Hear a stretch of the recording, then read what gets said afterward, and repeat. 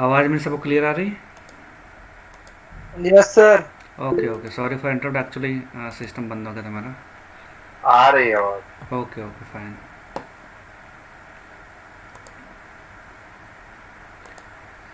तो हम लोग कहाँ पे थे? यहाँ पे थे ना, लिटरल पे। तो अभी आई थिंक दो तीन लोग नए आए। तो लिटरल क्या होता है मैं बता रहा हूँ आपको। लिटरल हमें अगर किसी प्रोग्रामिंग लैंग्वेज में जेएस का इंटीग्रेशन करना है, फिर कुछ रिक्वायरमेंट है, तो वहाँ पे हम लिटरल का यूज़ करते हैं। राइट।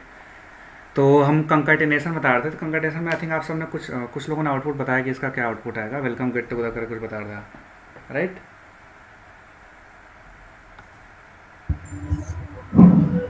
जी। डे 4 हमारा है ना यहाँ पे। तो हमारा कुछ ऐसा कुछ आउटपुट आ रहा है। यहाँ पे स्पेस नहीं है क्योंकि कॉन्कैटिनेट मतलब इस स्ट्रिंग को और इस स्ट्रिंग को दोनों को आपस में जोड़ दे रहा है, मतलब ऐड कर दे रहा है। कॉन्कैटिनेट मतलब एक के बाद एक को रख दे रहा है। ठीक है ना? क्लियर? अब आगे जी। चलते हैं। हमारा मेन मकसद है पढ़ना लिटरल। इसके आगे फिर हम क्या करते हैं, फिर से लेट सपोज हम लेते हैं कि और स्ट्रिंग।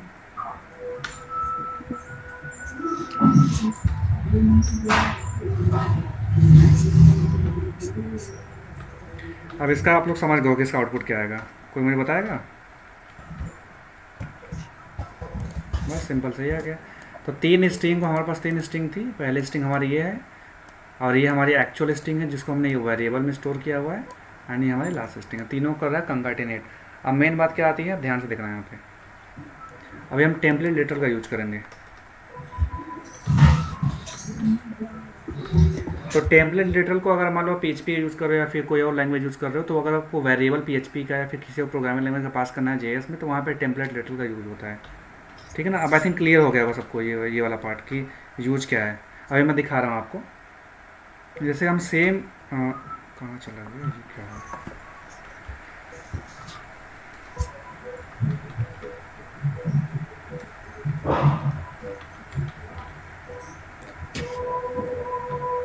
तो अभी मैंने सिंटेक्स, कुछ सिंटेक्स बताया था, किसी को याद है?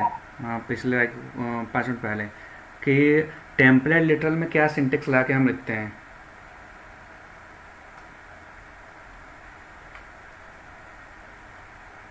मैंने बताया था ऐसा कुछ करके ना, राहुल, आपको याद नहीं है? राहुल शर्मा। किसी को ध्यान नहीं है? अभी बताया था मैं जस्ट।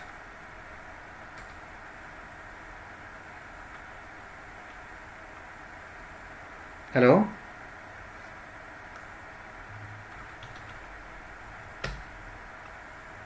आवाज़ नहीं आ रही क्या मेरे किसी को?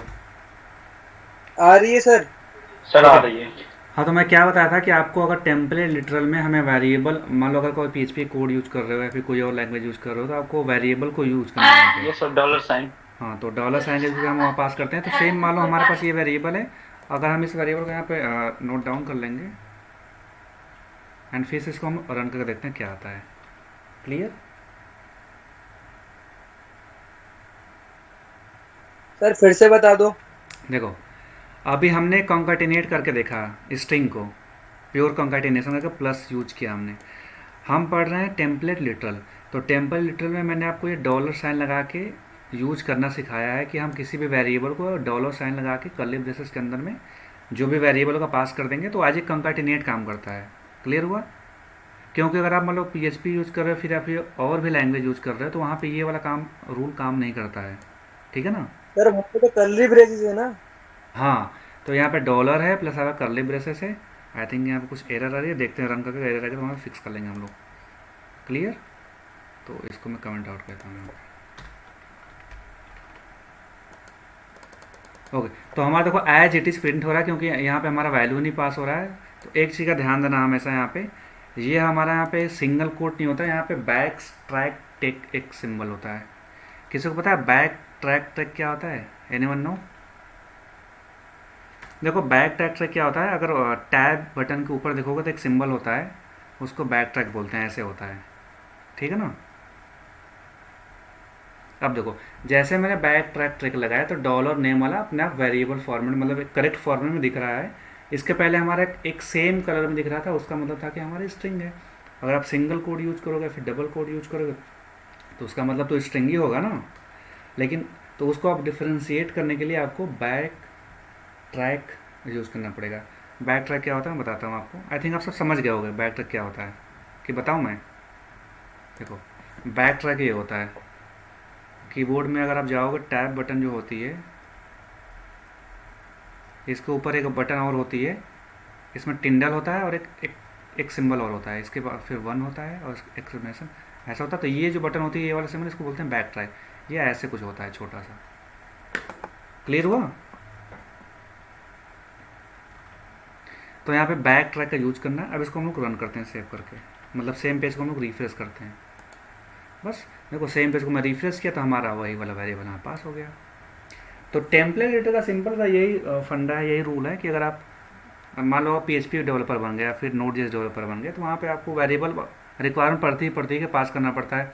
कहीं पे कॉल हो रहा है मान लो कोई फंक्शन में, वहाँ से आपको कोई पर्टिकुलर वेरिएबल को यूज़ करना है अपने JS कोड में, तो वहाँ पे आप टेम्पलेट लिटल का यूज़ करोगे।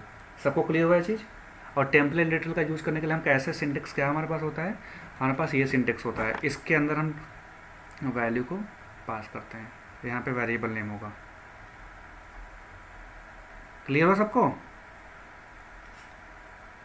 Yes sir. Okay fine.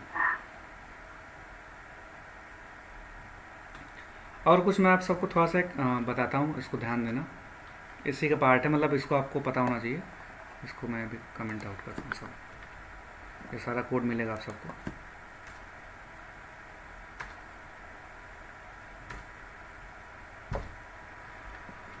एक मिनट जरा चेक करूँ, रिकॉर्डिंग चल रही है ना मेरी। Okay fine. अभी ध्यान से देखना, छोटा सा कॉन्सेप्ट है, इसको बहुत ध्यान से समझने की कोशिश करना। तो कंसोल मैं लिख रहा हूँ तो इसका क्या यूज होगा मुझे कौन बता रहा है? कंसोल डॉट लॉग में अगर लिख रहा हूँ तो इस कंसोल का हम यूज मोस्ट प्रोबेबली क्यों करते हैं? कंसोल पे प्रिंट होगा सर। ठीक है, कंसोल पे कंसोल पे प्रिंट होगा, प्रिंट अच्छी करने बात है, के लिए लेकिन कुछ। इसका use as a point of developer of engineer, तो क्या इसका यूज क्या होगा? क्या मैंने बताया था ना इसका यूज क्यों होता है? सर एरर चेकआउट करने के लिए। हाँ, इसका मोस्ट प्रोबेबली हम कोड को डिबग करने के लिए, कुछ एरर फाइंड आउट करने के ज़्यादा इसका यूज़ होता है, क्योंकि कंसोल में हमें दिखाता रहता है। एंड डॉक्यूमेंट का आप सबको पता ही होगा, डॉक्यूमेंट का क्या यूज़ होता है, एंड अलर्ट, बाकी सब मैं बता चुका हूँ। क्लियर? अभी ध्यान से देखना है एक चीज़ मैं क्या समझाने की कोशिश कर रहा हूँ। ये तो आई थिंक कुछ लोगों को पता होगा।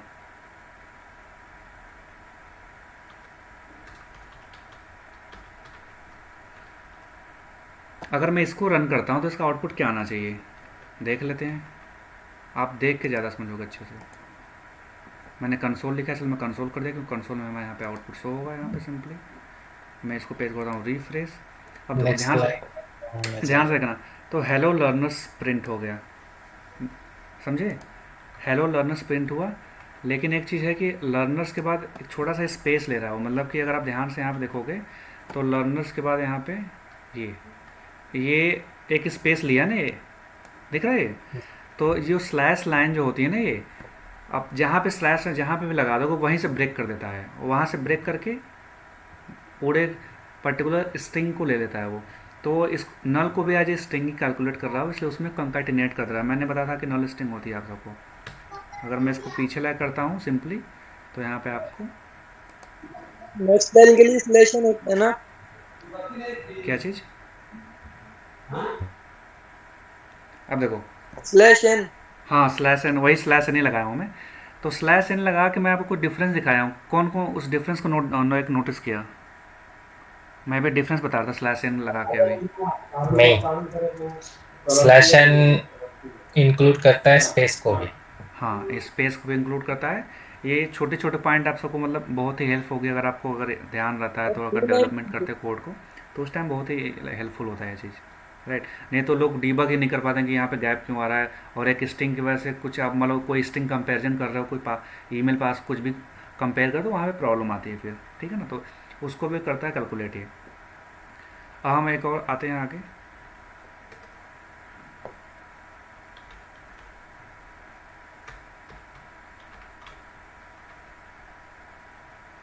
अगर आप डॉक्यूमेंट मतलब कि HTML पेज पे, क्योंकि HTML को डॉक्यूमेंट बोलते हैं हम, डॉक्यूमेंट में कुछ आप ब्रेक करके लिखना चाहते हो, तो वहाँ पे डॉक्यूमेंट पे, क्योंकि हम ये HTML पे रूल अप्लाई कर रहे हैं, तो HTML पे हमें कोई भी लाइन को ब्रेक करने के लिए फिर लाइक न्यू लाइन पे लाने के लिए ब्रेक टैग का यूज़ करते हैं। ये किसको किसको पता था ब्रेक लाइन हम का यूज़ करते हैं? Yes sir, B R tag करें इसको। हाँ तो भैया, क्योंकि एस टी एम एल हम जब ऑपरेशन परफॉर्म करेंगे नॉर्मल से बात है कि ब्रेक टैग का यूज़ करेंगे। क्लियर?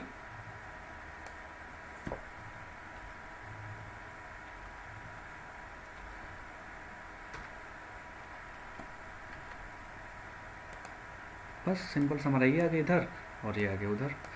तो जहाँ भी आप ध्यान देना कि अगर आप कंसोल में, हालांकि कंसोल तो ज़्यादा डीबग के लिए यूज़ होता है, लेकिन अगर आप डॉक्यूमेंट में कुछ रिक्वायरमेंट आपको है कि मान लो बटन पे क्लिक होते ही या फिर कहीं किसी पर्टिकुलर लाइक फील्ड पे माउस को ऐसे लेके जाते ही कुछ प्रिंट हो जाए या फिर कुछ शो हो जाए यूज़र को, तो वहाँ पे आप डॉक्यूमेंट डाटा राइट का जो सिंपली यूज़ करना पड़ेगा। हालांकि हम लोग को ये सब देखेंगे कि आप माउस ला रहे हो तो कुछ प्रिंट दिख जा रहा है, कुछ हाइड हो जा रहा है, तो वो सब आगे की बात है, वो सब अभी डिस्कस यहाँ पे नहीं करेंगे। तो ये बस यहाँ पे छोटा सा पॉइंट ध्यान रखा कि अगर ब्रेक करना है आपको एचटीएमएल डॉक्यूमेंट में तो ब्रेक टैग का यूज़ करेंगे सिंपली। एंड कंसोल में डीबग करने के लिए मान लो अगर आप किसी एरे को डीबग कर रहे हो तो वहाँ पे स्लैश एन की जरूरत पड़ती है, क्योंकि एरे में अगर आप एक ही बार डीबग कर दोगे तो पूरे एक ही लाइन में सारा डेटा आ जाएगा, तो कन्फ्यूज हो जाएगा वहाँ पे। तो इसलिए वहाँ पे स्लैश एन या फिर न्यू लाइन को वहाँ पे हम लोग यूज़ करते हैं। क्लियर? अभी और मैं कुछ दिखाने की कोशिश कर रहा हूँ, इसको मैं करता हूँ कमेंट यहाँ पे। ये सब इंटरव्यू पॉइंट ऑफ व्यू से बता रहा हूँ, आपको जितना बता रहा हूँ छोटे छोटे पॉइंट, क्योंकि इंटरव्यू में छोटे छोटे पॉइंट ही पूछा जाता है। अगर मान लो कि मैं ऐसे कर दिया, इसको हटा दिया, अब देखो ये तो एरर यहीं पे दिख गए नहीं, है तो अब इसको रन करने की जरूरत ही नहीं है, एरर आ गई ना यहाँ पे। तो ऐसे कुछ भी आप करोगे नहीं, एरर आ जाएगी। मान लो कोई आपसे इंटरव्यू में क्वेश्चन पूछ दिया कि ऐसे दिखा दिया आपको, नोट पैड में लिख के बोला कि इसका क्या आउटपुट आएगा, तो क्योंकि अभी तो वी एस कोड है तो इसलिए यहाँ पे हमें एरर दिख गई।